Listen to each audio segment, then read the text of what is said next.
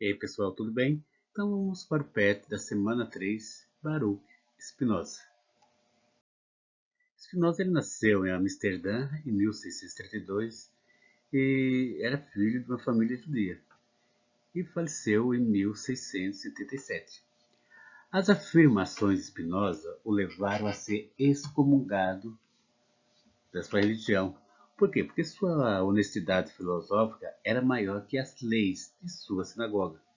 Mas isso não é de surpreender.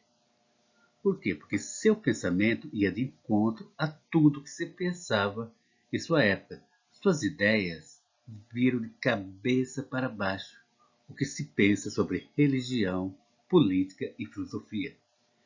Então, na primeira parte de Ética, da sua obra Ética, Spinoza explica como as interpretações religiosas não deveriam ser consideradas literalmente. A Bíblia, segundo ele, é escrita numa linguagem fantasiosa.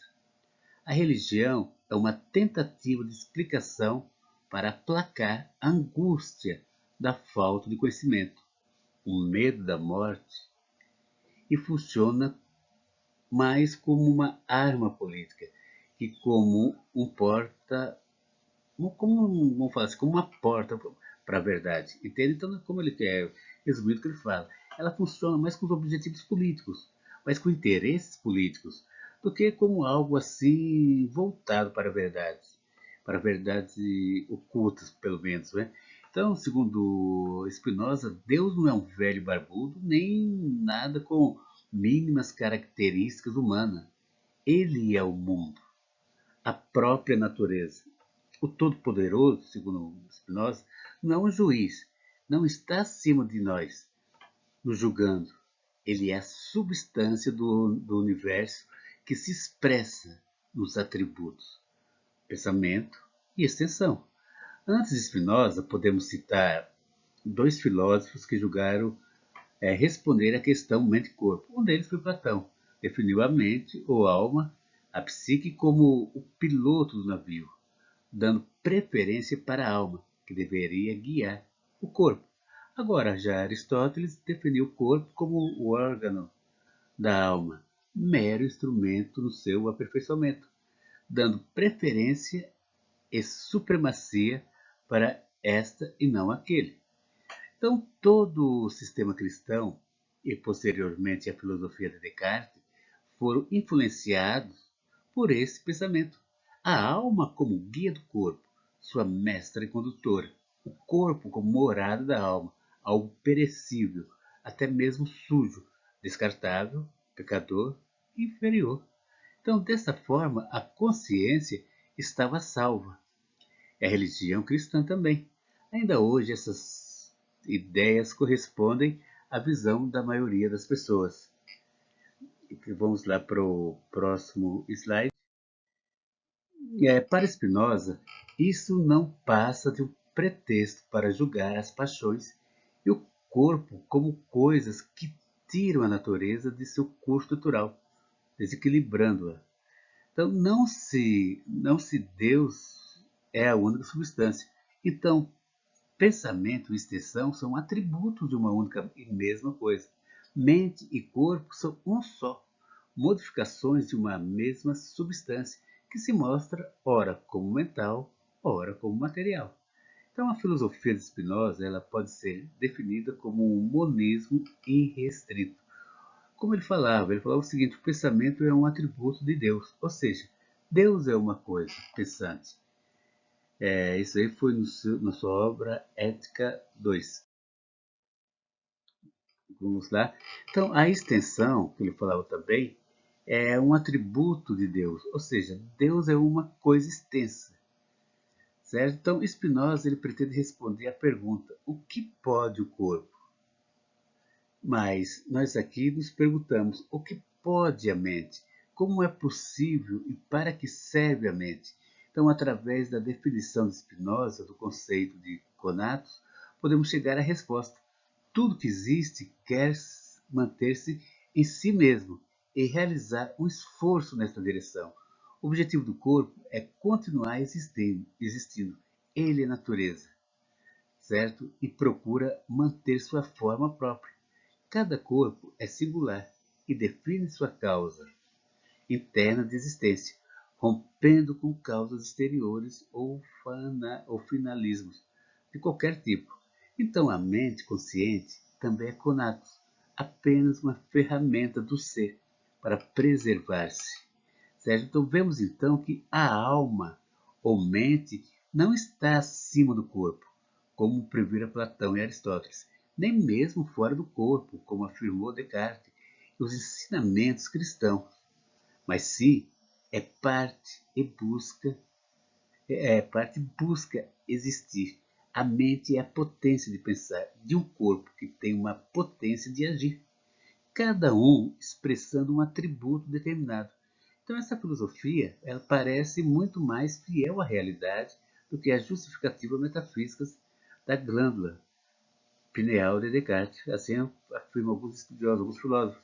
Então a potência de Deus ela é igual à sua potência de pensar. O mesmo pode ser dito de nós, modificações dos atributos divinos. A potência do nosso corpo é simultaneamente a nossa potência de pensar. Deus não produz de maneira desordenada. Há uma correspondência entre os atributos, há uma igualdade, porque a mesma substância se expressa de diversas maneiras. Então, nesse caso, não há superioridade da alma sobre o corpo, como imaginavam vários pensadores antes de Spinoza. Mente e alma são ativos ou passivos, juntos. Estão em igualdade de condições, sem que haja possibilidade de um reinar sobre o outro. Assim pensava Baruch Spinoza. Então, todas as informações que a mente recebe vêm dos estímulos corporais. Tudo que a mente sabe, ela sabe através do corpo, que é efetuado, que é afetado, que existe em ato. Ou seja, o que é percebido na mente humana é exclusivamente o que acontece com o corpo. A mente é a ideia do corpo. O pensamento só acontece por força dos corpos que nos afetam. Não poderíamos ser, como gostariam alguns, como afirma Spinoza, alguns cabeças flutuantes, almas incorpóreas. Precisamos estar mergulhados na vida plenamente. A modificação do nosso corpo corresponde a uma modificação na alma. Então, a mente conhece seu corpo através das ideias, das afeições dele. E, ao mesmo tempo em que tem ideias desse corpo, tem simultaneamente ideias destas ideias. Mas estas ideias, elas envolvem a natureza do nosso corpo e do corpo externo. Por isso, não podemos conhecer adequadamente os corpos exteriores, suas essências. Por quê? Porque sabemos apenas os efeitos que esses corpos nos causam. O conhecimento que temos é definido por Spinoza como de primeiro gênero, ou imaginativo. Esse conhecimento é inadequado, porque tem acesso ao mundo exterior apenas através do seu corpo. Ou seja, o conhecimento dos objetos se mistura com o estado do nosso próprio corpo. Então, conforme a ética de Spinoza se desenvolve, ele nos indica o modo mais adequado de sair do primeiro gênero do conhecimento e entrar no segundo, o racional. Isso é possível com as noções comuns. A intenção é sair da interpretação das ideias confusas para entrar nas ideias que exprimam o máximo possível nossa essência. O objetivo de Spinoza é alcançar o conhecimento adequado de nosso corpo e dos corpos que nos cercam, e com isso, por fim, a ignorância, a miséria humana e sua servidão, seus medos, suas superstições que negam o prazer e a felicidade. Então, o caminho para a razão acontece apenas com as experiências do corpo, pelos encontros que convém e que nos preencham de alegria. A união mente-corpo se torna clara quando o corpo não é mais afetado pela tristeza. Quando mais tristes estamos, pior nossa capacidade de pensar e pior nossa capacidade de agir. Podemos concluir que a mente pode pensar tanto quanto o corpo pode agir. Um vale tanto quanto o outro. Mente e corpo sofrem variações simultaneamente. A capacidade de pensar envolve a capacidade de agir, os dois com o fim único de alcançar a liberdade, a felicidade e a virtude, e a beatitude. Em Spinoza, mente e corpo seguem juntos, duas retas que se encontram no infinito. Tá certo? Então é isso aí, pessoal. Até a correção. Até mais para vocês.